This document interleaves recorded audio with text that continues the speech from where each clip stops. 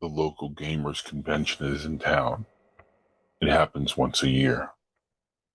The one thing I look forward to, because on most people's radar, unless you're in the gaming world or you work where I do as an IT, you're not really usually noticed.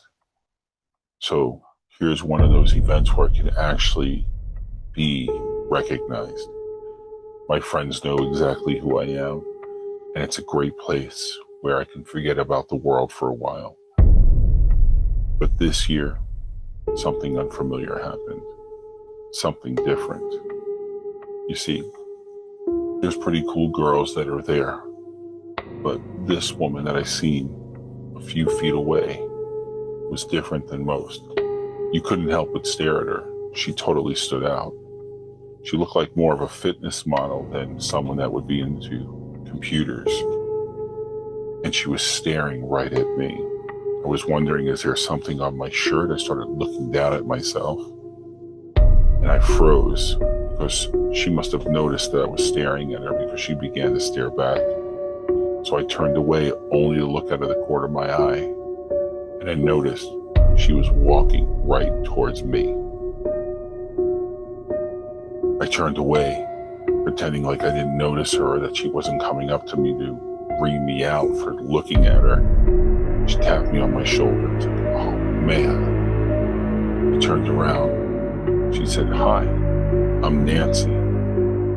I introduced myself and I said, I'm Kenneth, but my friends call me Ken. She giggled. It's like, so everything cool? She said, yeah, I was just wondering, do you come to these events often? Oh, for a few years now. They come around once a year and I go every year. Then you might be the perfect guy to take me for a tour. Absolutely. And so, shockingly, she spent the entire day with me. We talked, we laughed, we shared moments. She told me what games she was into. And then something out of character for me, I said, would you like to grab a bite next door? She was like, I totally am into it. And she was, and we totally kicked it. And then all of a sudden, I figured we were going our separate ways, and she said, can I have your phone number? And immediately I said, absolutely, and I gave her my number, figuring that she was just being nice. And then just an hour after we left each other, she was already texting me. In fact, she would text me that entire week, every day and every night. And then we started hooking up, not in a way like most people might say. I mean, we started getting together, like walking at the park, going into video game places and talking. And then eventually it turned to a hug, and as of late, a kiss. This went on for about a month. I was totally blown away. I felt something I haven't felt in such a long time, if at all. So before we get into the story of Kenneth, if you would please subscribe, share, like, comment, all the above. And now, on with the show. Nancy, instead of texting me one night, she called me. She said, tomorrow night, I'd like to do something different. I've never been to your place and you've never been to mine. How would you like to come to my apartment? I'm thinking of us taking things to a different level. I was blown away. She's inviting me to our apartment. I said, absolutely, this would be great. And so she gave me her address. She said, I'll make us some dinner and we'll see what happens. So I go over to her apartment the next day. I knock on the door and Nancy enters and says, hey, Kenneth, come on in. And at first it felt a little weird. It felt a little unusual. Nothing creepy, but the place was bare. There were no pictures, no decorations, no signs of life really. It was like a Airbnb that someone was renting. But I didn't think much of it. I was really feeling what I was feeling and I was totally into her. Now, I'm not much of a drinker, if at all, but she came out with a bottle of wine while I was sitting in the living room. She grabbed my hand and she led me to the bedroom. and we shared a glass of wine. I said, I'm not much of a drinker. She said, we could share the wine. And then she said, I'm going to make myself more comfortable. Why don't you do the same? And she slipped into the bathroom. So I didn't know what she really meant by be comfortable. So I was sitting on the end of the bed. She came out in like a girl's nightie, if you will. She looked really good. She said, why are you still dressed? So I made myself comfortable and I stripped down to my boxers. And then as we're hugging and cuddling, I heard the front door. It opened and shut. Nancy froze. Her face drained of color. I looked at her, but I had no words, and she said, oh my God, he's not supposed to be here. I'm like, who's not supposed to be here? I couldn't get the words out. My heart was dropping. Then I finally said, who's not supposed to be here? And she looked at me with panic eyes and she said, my husband's here.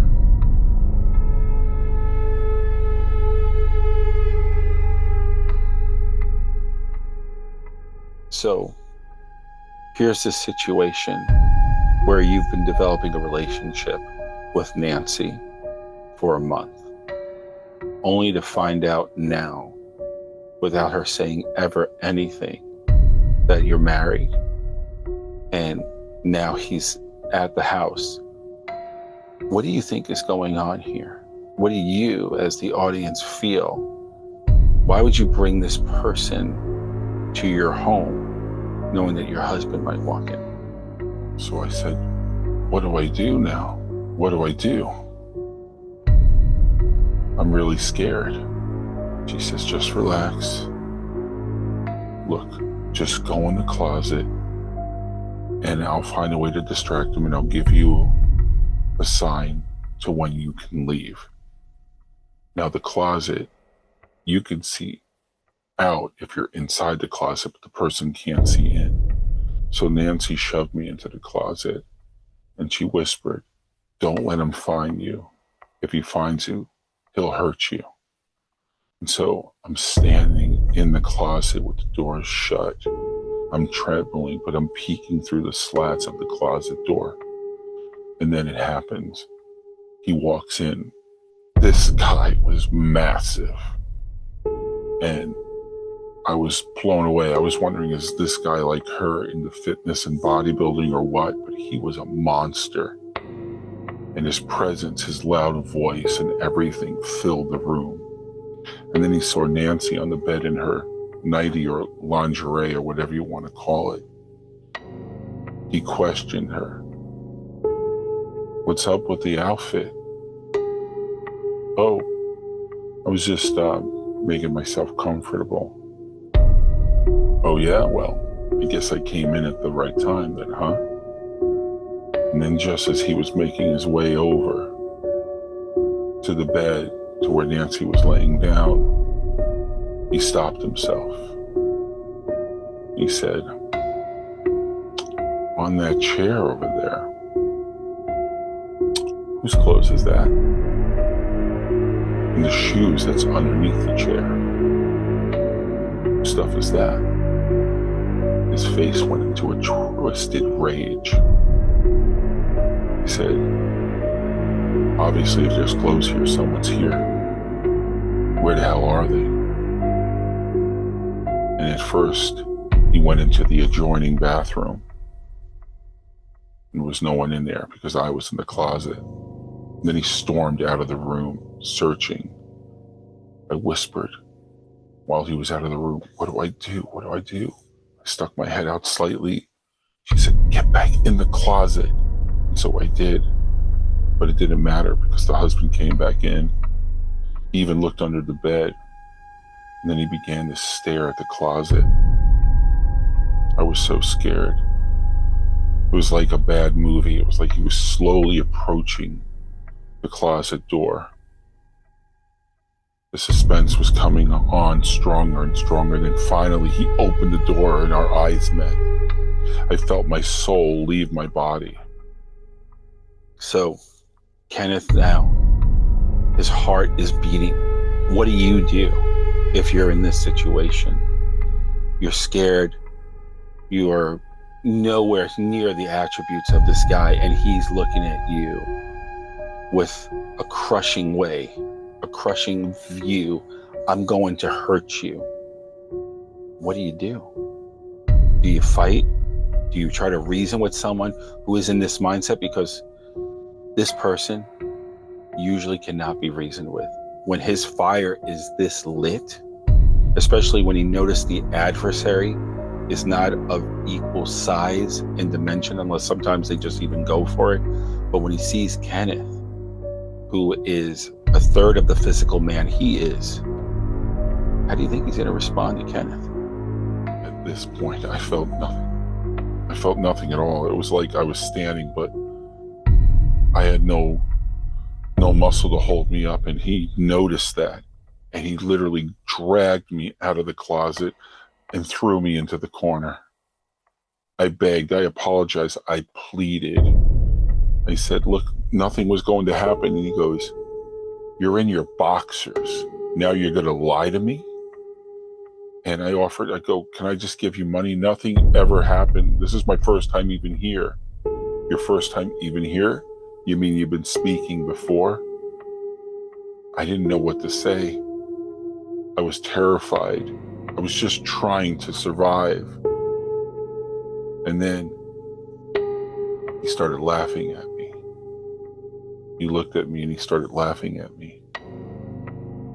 And he said, you don't want me to crush you? And I didn't even bother to look at her. All eyes were on him. And I said, yeah, I'll do anything. Okay. Well, guess what? You're going to get that chance to do anything. I didn't even know what that meant. Because you came here for a good time. You came here to hook up with my wife. So now guess what? And you better keep your eyes on me at all times. Otherwise, I'm going to pummel you. You're going to watch us hook up. And you're going to watch the entire act of it. And I didn't know what to say. I just froze. And so they carried on. And I watched. I didn't stop looking once. And then he got up off the bed, grabbed my clothes, and he threw them at me. He said, you creep. And they both started laughing at me. Both of them were laughing at me. I barely got dressed, shaking and feeling humiliated. I was emotionally shattered.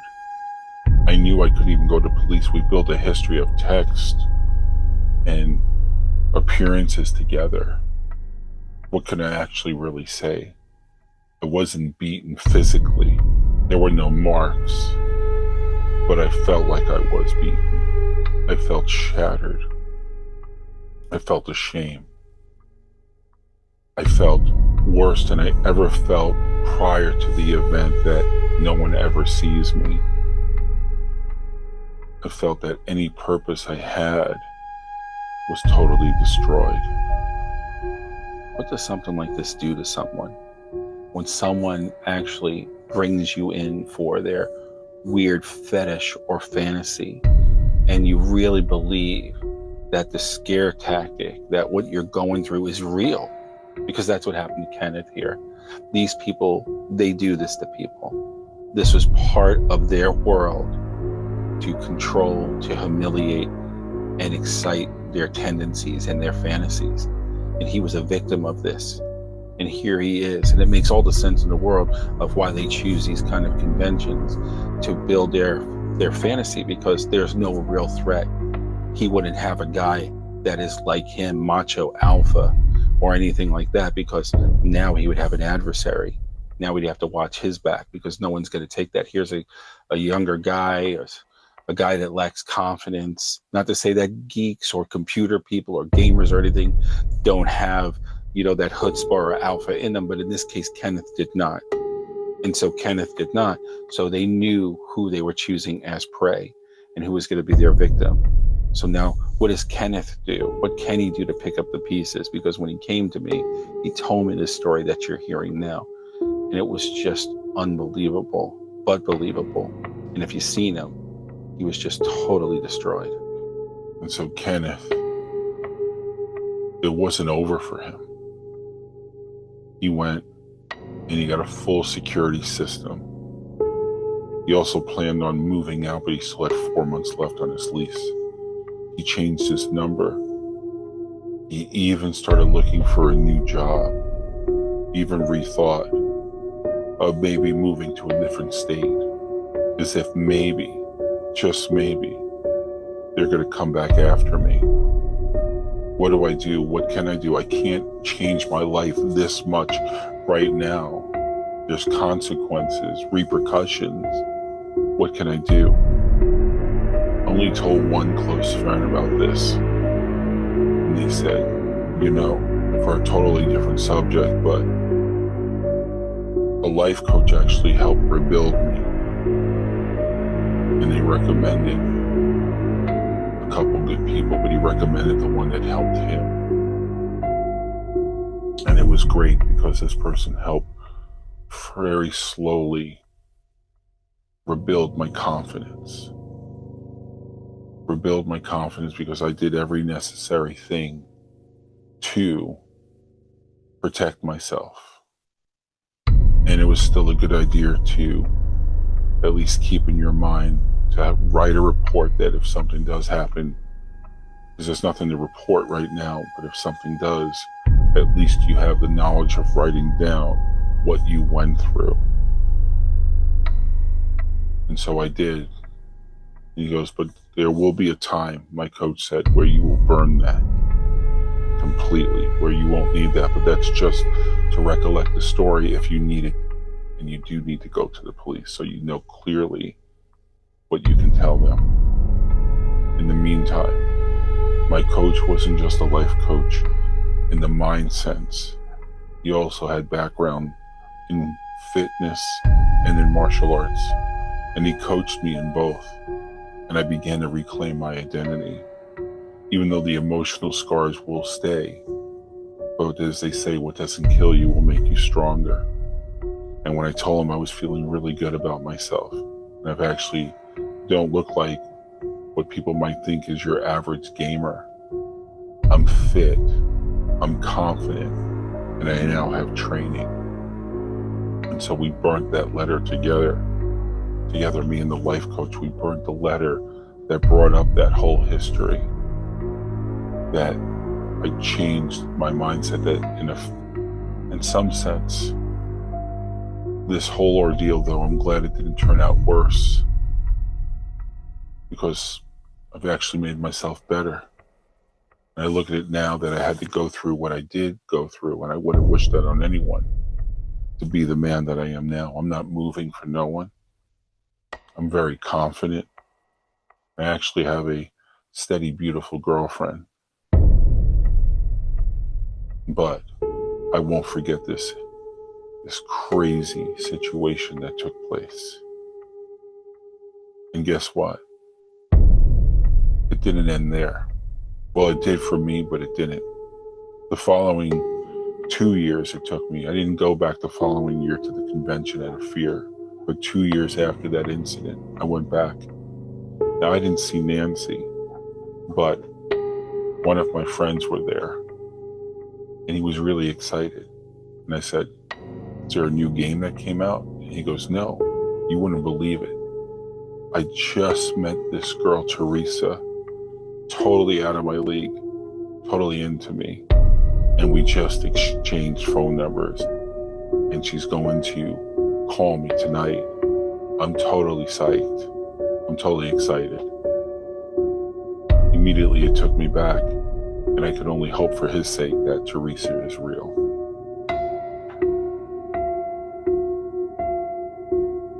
So this is the story of Kenneth. These are the things that he had gone through. We had to go through a different form of his needs to build up his confidence, because he was a great guy. He wasn't bothering anyone. He was excited about his world, but he had different needs to focus on. Protection, the need to protect, to see people, to know the 43 micro expressions that we use here to find out if a person is sincere, if they're lying, if they're playing games. And now he knows certain questions to ask a person to find them out. But he also knows how to research. Why am I not seeing you? Why is your home so bland?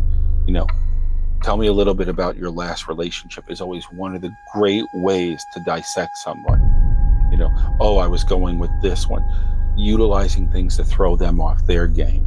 It's kind of like what great business people use to find out questions. In fact, I always recommend take some business courses on how to interview someone. I heard that Elon Musk always asks a person before he hires them that, tell me something you learned from your last position and tell me a little bit about the people there. And if they start downgrading the position in any way, you're going to be the next downgrade. They're going to do to you what they did to them, because if they're a big company and they were successful, you can't tell me that it completely sucked. You can't tell me you didn't learn anything and all you can do in turn is downgrade the team. Think about that. Think about that, because that's a life lesson as well. And now Kenneth has these life lessons. He knows exactly what to look for, but he goes, I'm not paranoid. And that was the goal to work with him, to not be paranoid, to just build you. So now he has confidence. Now he's no longer a behavior, and now he's an identity.